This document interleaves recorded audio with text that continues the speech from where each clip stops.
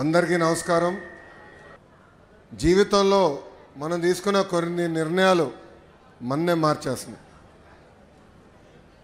2019లో నేను ఒక నిర్ణయం తీసుకున్నాను.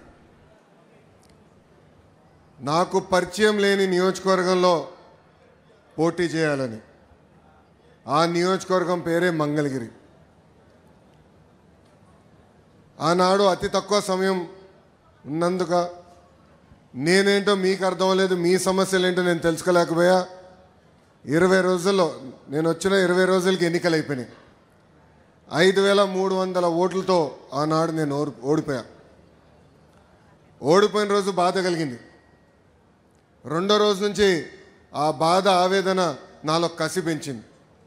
ఇంకా కష్టపడాలి, మంగళగిరి ప్రజల మనసు గెలుచుకోవాలి, ఏ మెజారిటీ అయితే ఓడిపోయానో దాని పక్కన ఒక 0 పెట్టుకుని గెలవాలి అనే లక్ష్యంతో ఓడిపోయిన మరుసటి రోజు నుంచి నేను మీకోసం పనిచేశా. తెలుగుదేశం పార్టీ నాయకత్వంతో దాదాపు 26 సంక్షేమ అభివృద్ధి కార్యక్రమాలు మంగళగిరి ప్రజల కోసం మేము చేస్తాం జరిగింది.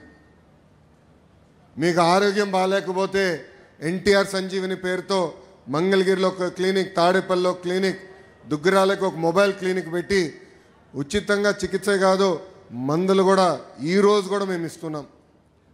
ఎక్కడన్నా నీటి సమస్య ఉంటే వాటర్ ట్యాంకర్లు పెట్టి నీళ్లు తోలాం. పిల్లలకి బాగా చదువుకున్నారు, ఉద్యోగాలు ఉపాధి కావాలంటే వాళ్ళకి స్కిల్ డెవలప్మెంట్ కూడా ఆనాడు మేము చేశాం. ఇంకా ఇంట్లో పెళ్లి జరిగితే నేను రాలేకపోతే స్వయంగా బట్టలు కూడా పెడతాం జరిగింది. నిరుపేద కుటుంబాలు సొంత కాలుపై నిలబడాలన్న ఆలోచనతో తోపుడు బండ్లు ఇచ్చాం. మహిళలకి ఆర్థిక స్వాతంత్రం రావాలని కుట్టు మెషినే కాదు ట్రైనింగ్ మరి ఇచ్చి కుట్టు మెషిన్ అందజేసి ఈరోజు వాళ్ళ పని కూడా మేము కల్పిస్తున్నాం. కోవిడ్ వస్తే ప్రభుత్వం అని మర్చిపోయింది, కానీ ఆనాడు నేను మర్చిపోలేదు. ఆక్సిజన్ కానీ మందులు కానీ అమెరికా డాక్టర్ల ద్వారా ఆన్లైన్లో చికిత్స కూడా అందజేశాం. అవసరమైన మందులు ఇచ్చాం. ఇట్లా 26 సంక్షేమ అభివృద్ధి కార్యక్రమాలు మంగళగిరి ప్రజలకి నేను చేశా.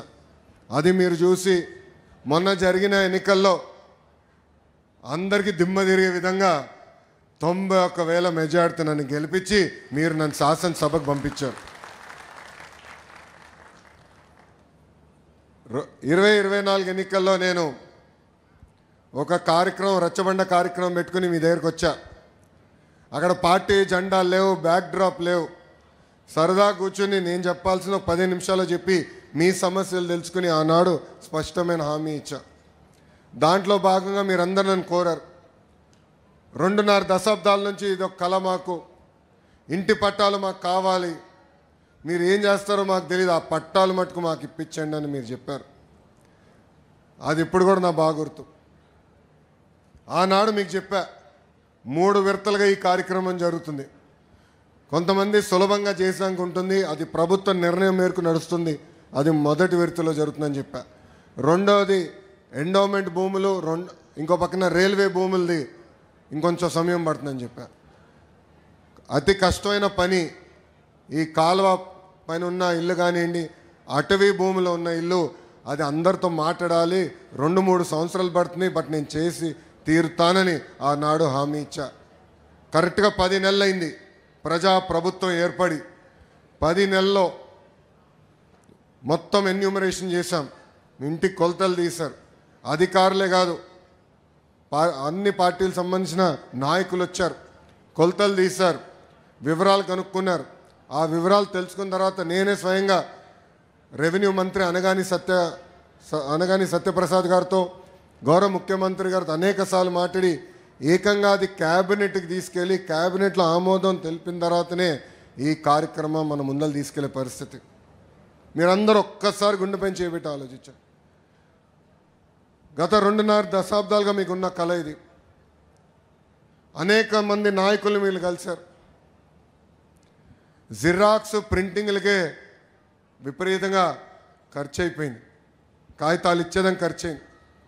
అలాంటిది వేదికమైన నాయకులందరం మేము కష్టపడి, మీ దగ్గర ఒక బాటిల్ నీళ్ళు కూడా మేము తాగలేదు, మీకోసం కష్టపడి అవినీతి లేకుండా ఈరోజు మీకు ఇల్లు పట్టాలు మేము ఇస్తున్నాం. పెద్దలు ఇప్పుడే చెప్పారు, దాదాపు మొదటి విడతలో మార్కెట్ విలువ 1000 కోట్ల విలువైన ఆస్తిని ఈరోజు మీకు శాశ్వతంగా హక్కు కూటమి ప్రభుత్వం అందజేస్తుంది. తల్లి మీ అందరికి ఆనాడే చెప్పా, నాకు మీరు ఎంత ఎక్కువ మెజారిటీ ఇస్తే అంత బలం వస్తుందని. 100 పడకల హాస్పిటల్ నేను క్యాబినెట్ మీటింగ్లో అడిగితే కాదని ఎవరు అనలేకపోయారు. దానికి కారణం మీరు నాకు ఇచ్చిన మెజారిటీ. దేవాలయం అభివృద్ధికి నేను నిధులు అడితే కాదని అనలేకపోయారు.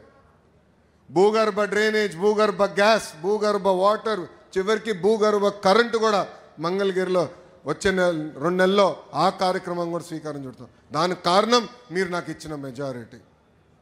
సో మీరు నా పైన ఒక భరోసాతో గెలిపించారు, ఒక భరోసా నా పైన పెట్టారు. అహర్నిశలు మీ గురించి ఆలోచిస్తున్నా, మీ తరపున నేను పనిచేస్తున్నాను. ఇంకా అనేక కార్యక్రమాలు చేయాల్సిన అవసరం ఉంది. ఒక పక్కన బాబు సూపర్ 6 సంక్షేమ కార్యక్రమాలు గౌరవ ముఖ్యమంత్రి గారు చాలా స్పష్టంగా హామీలు ఇచ్చారు. అదొక పద్ధతి ప్రకారం చేసుకుంటూ వెళ్తాం. ఇంకో పక్కన వచ్చి గల ప్రత్యేకంగా మంగళగిరికి వ్యక్తిగతంగా నేను హామీలు ఇచ్చా. పార్కులు, చెరువులు, కళ్యాణ మండపాలు, gems jewellery park, handloom cluster, ఇట్లా ప్రత్యేక హామీలు నేను మంగళగిరి నియోజకవర్గానికి ఇస్తాం జరిగింది. ఆ ఒక్కొక్క హామీ నేను నెరవేర్చే పనిలో ఉన్నానని మీ అందరూ తెలుపుకుంటూ 100 పడకల ఆసుపత్రి కూడా త్వరలో. చిల్లపల్లి గారు ఎక్కడున్నారు? అన్నగారు ఇక్కడనే ఉన్నారు. ఆయనది బాధ్యత, ఇంకా నాది కాదు. ఎందుకంటే ఆయన చైర్మన్. ఇప్పుడు బాధ్యత మొత్తం అయిందే. ఏప్రిల్ 13వ తారీఖు మేము శంకుస్థాపన చేస్తున్నాం. కరెక్ట్గా 1 సంవత్సరం అంటే 2026 ఏప్రిల్ 13న మళ్ళీ ఓపెనింగ్ చేయబోతున్నాం అని ఈ సభాముఖంగా ప్రజలందరికీ నేను తెలుపుకుంటూ, వేదికమైన ఉన్న బీజేపీ నాయకులు, జనసేన నాయకులు, తెలుగుదేశం పార్టీ నాయకులు, మేమందరం కలిసికట్టుగా ఈ కూటమి ప్రభుత్వంలో ప్రజలకు సేవ చేయడానికి వచ్చా, మీకోసం పోరాడడానికి వచ్చాను. అహర్నిశలు మీకోసం కష్టపడతాం. మీకు ఎలాంటి సమస్య ఉన్నా పరిష్కరించే బాధ్యత మేము తీసుకుంటామని ఈ సభాముఖం తెలుపుకుంటూ, నాకు ఇంత అద్భుతమైన అవకాశం ఇచ్చిన మంగళగిరి ప్రజలందరికీ పేరు పేరున నా హృదయపూర్వక ధన్యవాదాలు తెలుపుకుంటూ, నేను ముగించేలో ముందలో ఒక విషయం చెప్పాలి మీ అందరికీ. ఎన్నికలప్పుడు అందరం సర్వేలు చేస్తాం. మంగళగిరి సర్వే, కుప్పం సర్వే పక్కన పెడితే మనం ఇంకా వెనుకబడి ఉందా? నేను తలగొక్కున్నాను, ఇంత పని చేసాం ఏంటి ఇంకా వెనుకున్నాం కుప్పానికని. కానీ ఎక్కడో అనిపించింది, లేదు మనోళ్ళు చెప్పరు కానీ ఓటింగ్కి వెళ్ళినప్పుడు గుద్దేస్తారని. బాబు గారికి చెప్పా, మీకన్నా ఒక్క ఓటు నాకు ఎక్కువ వస్తుంది సార్ అని. నవ్వుతా, కుర్రోలు రా మీకు స్పీడ్ ఎక్కువ అని నవ్వుతా ఎగతాళి చేశారు. కుటుంబం అందరూ నా ఎగతాళి చేశారు. కానీ ఎప్పుడైతే మీరు ఈ మెజారిటీ చూపించారో ఆ రోజే బాబు గారు డిసైడ్ అయ్యి, లేదు మీరు బాగా కష్టపడ్డారు, మీ దగ్గర నుంచి మిగతా నియోజకవర్గాలు నేర్చుకోవాల్సిన చాలా అవసరం ఉందని నేను చెప్తాం కూడా జరిగింది. దానికి కారణం మీరు నా పైన చూపించిన ప్రేమ, అభిమానం. మిమ్మల్ని గుండెల్లో పెట్టుకుని పనిచేస్తానని మీ అందరు తెలుపుకుంటూ మీ అందరి దగ్గర నుంచి సెలవు తీసుకున్నా. అందరికీ నమస్కారం. జై హింద్.